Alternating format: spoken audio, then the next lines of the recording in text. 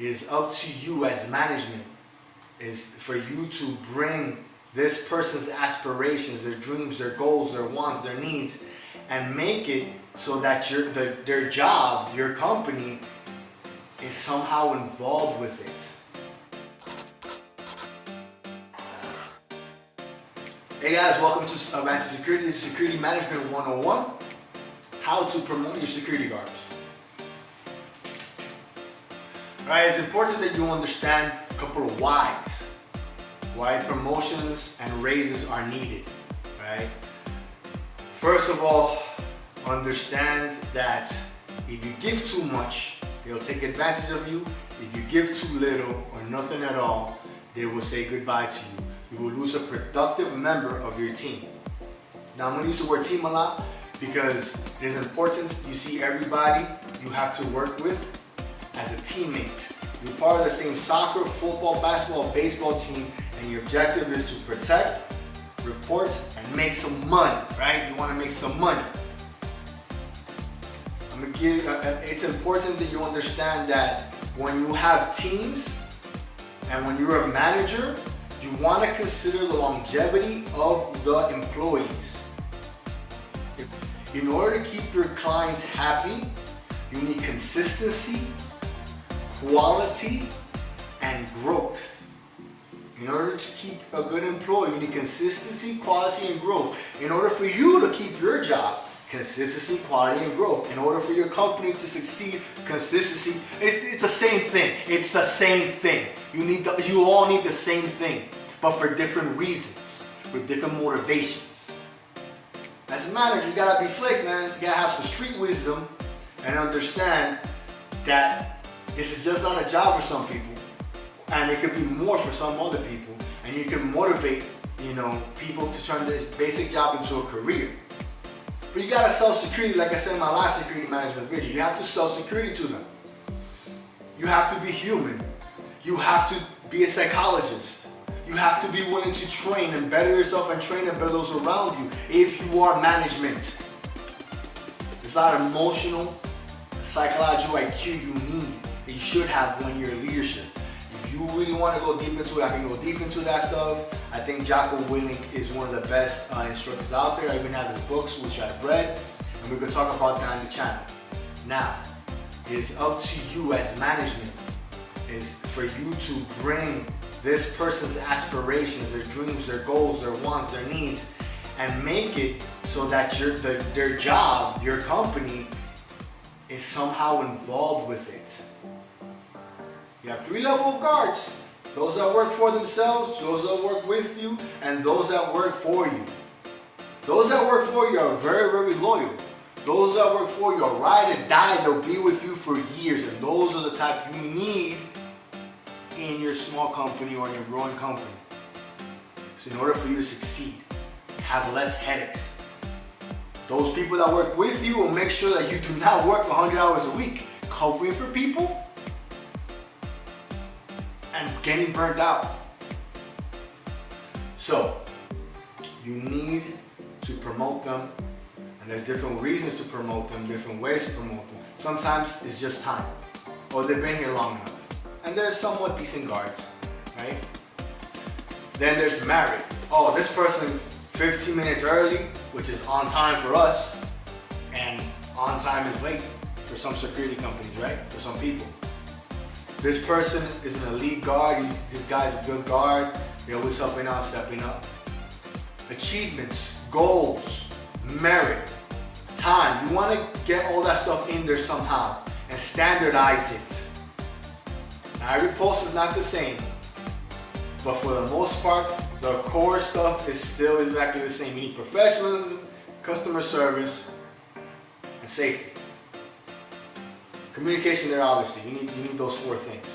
So you want to standardize the promotions and raises.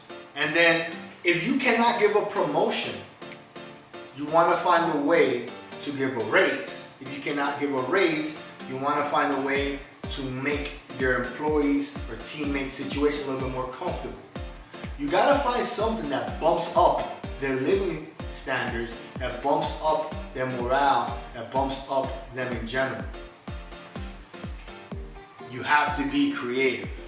You have to be aware, just like them in their posts, your contracts, and budgeting and all that stuff. On top of that, you need to make sure the other white collar workers in your security team, there are other managers like the HR, director, whoever they are, they're on your team and they're your teammates. So many times I work in places where management are not teams. I'm not asking you guys to drink a beer together, but I'm asking you guys to be teammates. We have a common goal. We're the security team. We're making X amount of money. We want to make more money. We want to keep making sure this money stays coming in at a good rate and maybe make more money off of this money. But if your objectives, your stuff are not together, you're not going to get far. So make sure as management, you're observing the teammates and that you are all actually part of a team. If you don't feel you're part of a team, figure it out. Now let's create a hypothetical world, a hypothetical situation, right? You got Abreu here. He's 20, 21, still figuring out the world. He's young, he has no kids. And you see him from time to time. This is probably his second or third job since leaving high school, getting his GED. College wasn't for him. But he went from being, a warm body to being an average guard. So there's improvement. He ain't making that much money, but whatever, he's satisfied. And then you talk to him once a week, once a month, as you're patrolling, like how things going, you ask him questions, and he says, oh yeah, I'm thinking about marrying, or asking my girl, my wifey to marry me. And you're thinking to yourself, on your salary, good luck. Or you're saying, if you're smart, you're a smart manager, you're saying, yo, how can I help this person? When you are in specific roles like security, your job is to help. If this person is your teammate, you will try to find a way to assist them as best as possible. Sometimes it's just some life guidance, some coaching. Other times is, let's see how we can get you to make more money. Another way is just like, let's see how we can make your situation more comfortable. So Abreu is only making minimum wage, and you're like, how the heck is he even surviving?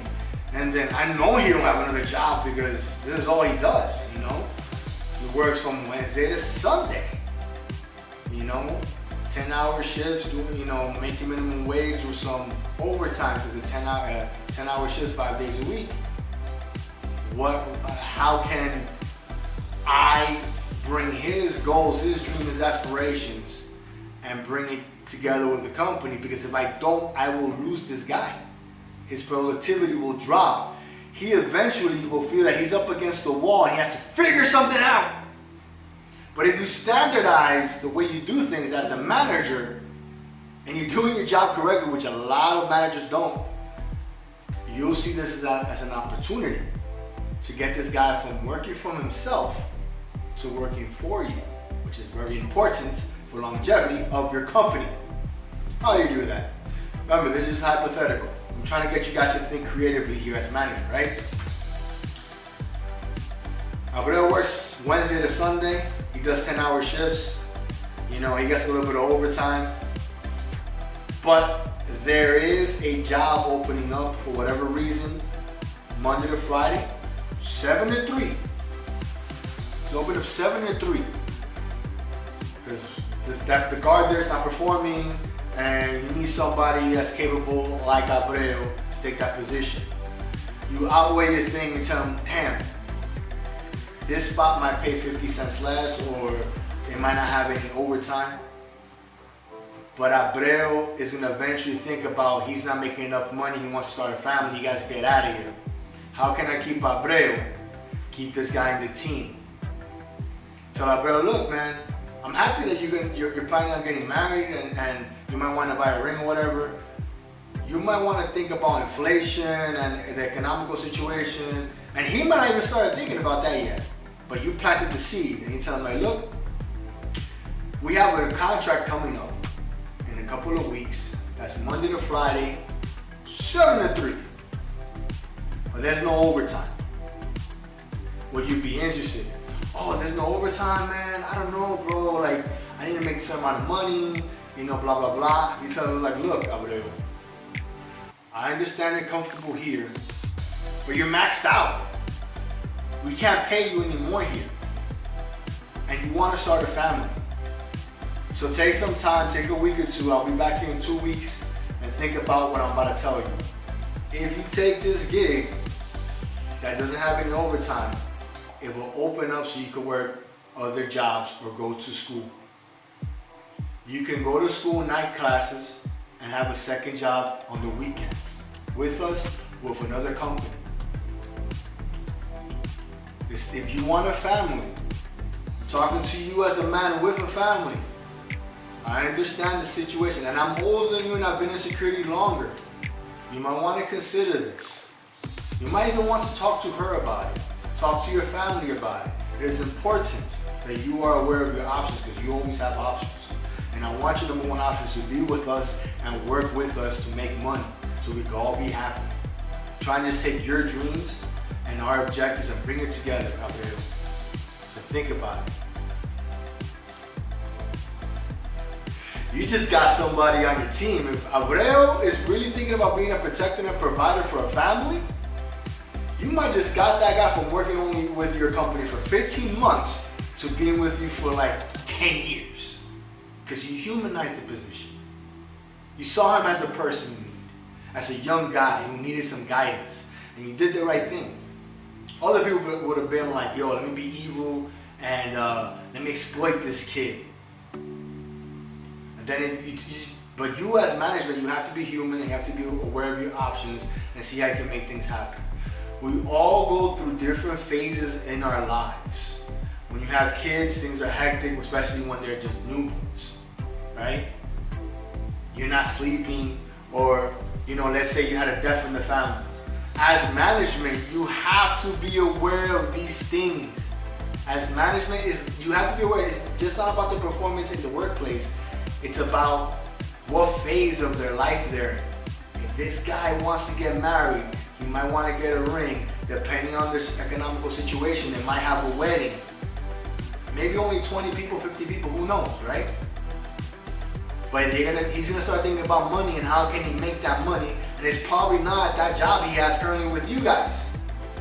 But from moving it from that weird shift Wednesday to Sunday and putting Monday to Friday and giving him a lot more free time, giving him a lot more options to explore, is gonna pay in the long run, because now he might think, yeah, I could take night school. I can take night school for a couple of months, get a couple of college credits, and maybe become a cop, depending on the state, obviously. Or maybe I could go into blue collar work, or maybe I could do Uber on afternoon evenings, Monday to Friday, and then Saturday and Sunday I could do 12-hour shifts working in a mall doing security, making extra money there. Help your teammates out, promote them, give them raise, be creative about it, make sure they're part of your team. Guys, if you found value in this video, press like, leave a comment down below saying thank you, gracias. If you have any questions, write it down there as well. Maybe I can help you out. Advanced Security out. Peace, lo quiero mucho.